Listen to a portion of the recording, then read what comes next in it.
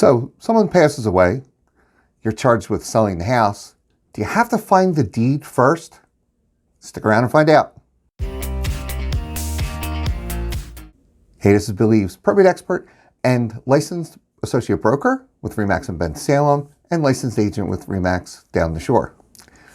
In this quick video, I'm going to dispel 4 myths that are holding people back from selling a probate house. Starting from the least often heard to the most often heard, I'm going to break down the top 4. Number 4 is I don't need an estate bank account. I'm just going to use the decedent's bank account. Well, that's wrong. When you sell the probate house, the check is going to be written to the estate of so-and-so. You can't take that check and deposit it into so-and-so's bank account because technically you're not supposed to be depositing anything else in that bank account. So you're going to need to open an estate bank account because that's who the check is going to be written to. Qualified attorney or accountant will help you set that up. It's really not hard to do. It takes a little while, like setting up any other account. The third myth I hear from people is, I don't have to probate. I have the will and it names me as the executor. So that's all I need. No, that's not all you need. In order to sell the house and convey title, most often a title company is going to be used. They have requirements. The requirement for them is that you have something called letters of testamentary and a short certificate. You only get that through probate. Now, if you're a joint owner of the house, that's different. You can sell, you own a house jointly with rights of survivorship. When the person passed, it went to you. Sure, you can sell that without probate, but you're not selling an estate house, you're selling your house at that point. But if it is an estate and you're not part owner, you do need to probate so you can get those letters of testamentary and short certificate. And you can't just run down to City Hall with somebody or the Hall of Records, wherever county you're in, and just dollar deed it over.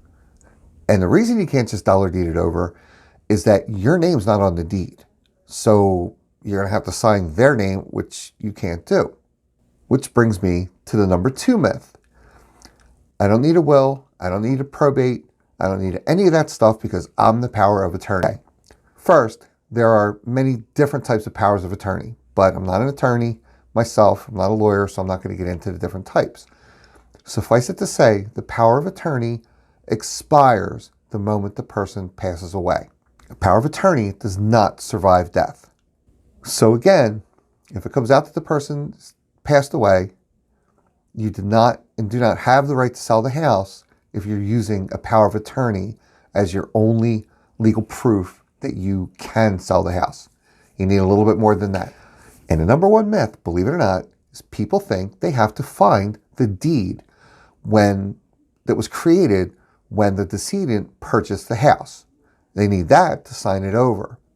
That's a complete myth because you don't sign that deed over. That deed is the legal proof of ownership for whoever's on the deed. It's not a car title. There's no spot for you to sign it over to somebody else. And here you go. When you do sell, if you sell it properly, the title company will create a new deed from the decedent estate to the new owner. That's what gets recorded. So if you can't find the deed, don't wait to sell. You don't need it. And selling an estate can be pretty daunting. If you'd like a checklist, just look for my video down below. Thanks for watching.